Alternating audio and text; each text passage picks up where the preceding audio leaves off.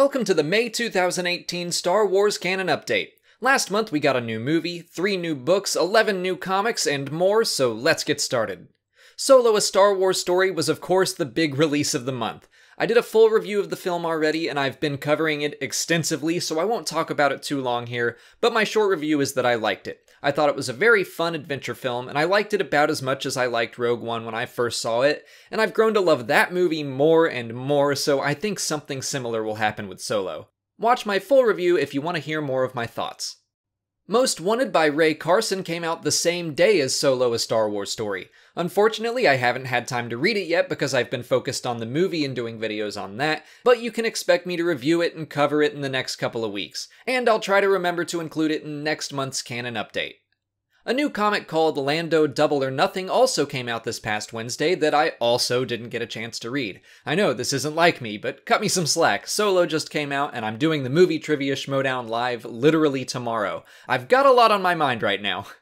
Moving on to comics, Darth Vader number 16 continued to be awesome. I already did 2 videos on it because it was just that good. It was revealed that the 10th brother is Proset Dibs, a character introduced as a disillusioned Jedi in the Mace Windu comic. It was a perfect connection. We also learned more about Farron Barr, the Jedi who turns out to be a Padawan that seemingly manipulates everyone around him through the Force. He uses a mind trick on King Lee Char as well as a lot of his followers. He's not the best example of a Jedi, but even if he is a little scummy, he's very crafty, and he's somehow able to use the Force to activate Order 66 and the special clone troopers the Inquisitors have with them. As usual, it was a fantastic issue.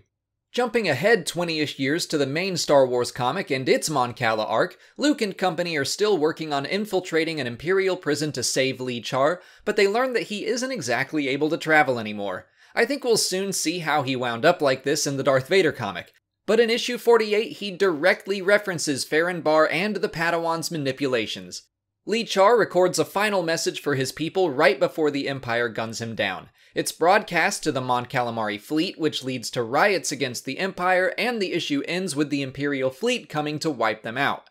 The Star Wars series also had its 4th annual, which is a standalone story that takes place pretty early in the Star Wars comics timeline. Sana Starros sells the ancient lightsabers of an old Sith named Darth Atreus to the Empire and a crime lord. Whoever holds and activates the lightsabers winds up being corrupted and full of rage, almost identical to what we saw in the Lando comic. Vader and Luke each get a hold of one, but they both wind up destroying them. Sana is shown to have another ancient lightsaber, a Sith mask, and a Sith holocron. This story was pretty inconsequential, fun but skippable. All those stuff from the annuals has come back before, so maybe those Sith relics will show up in future issues. Dr. Aphra 20 is starting a new arc called the Catastrophe Con. Aphra is in yet another interesting new prison. The new canon has had a lot of prisons involved in its stories, but she's working on escaping. Her first plan is foiled by some sort of mysterious spectral image. There isn't much to say about this story yet, but I am sufficiently intrigued. Poe Dameron 27 continued Poe's story time beyond The Last Jedi. He tells Rey about the Battle of Takodana, and we learn how Snap Wexley was able to do recon on the base before they attack, which we heard about in The Force Awakens. There are little hints from Rey and Poe about being Force sensitive, but Leia and even he hint back that he isn't, at least not in the way that the Jedi are. He's Force sensitive in the way that everyone in the galaxy is connected to it. He does mention the tree he grew up near in the Shattered Empire comic, which is great.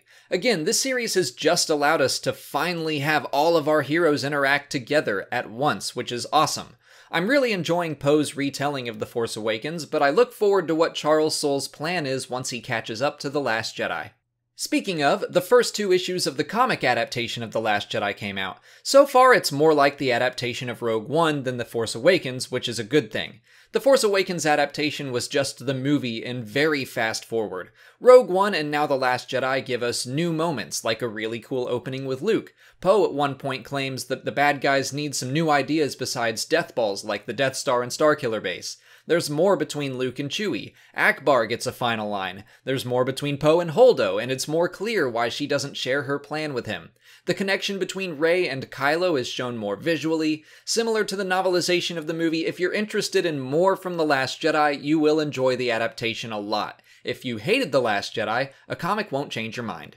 The Thrawn comic adaptation continues to be a good retelling of the story. It's condensed without feeling like it's all going by too fast. I still haven't noticed any brand new scenes, so I don't really have anything to report there, but I'm still enjoying going through the story again, and I really like Luke Ross's art. Star Wars Adventures 10 may have been my favorite issue of the series so far. It involves Han and Chewie being chased by Zuckuss and 4-LOM. This is their first major appearance in any story besides The Empire Strikes Back in the new canon. They still have their ship, the Mist Hunter, Zuckuss still has his sixth sense tracking abilities, and he talks in the third person. That's an aspect of Gand culture that Michael Stackpole created for the X-Wing series of books, and it's always something that I've loved about them. I was just excited to see the bounty hunting pair have so much in common with their Legends counterparts. The main story has a prequel that was released for Free Comic Book Day, but I couldn't get a hold of that, so I can't talk about it other than to say that I had no trouble understanding what was going on when I picked up Star Wars Adventures 10.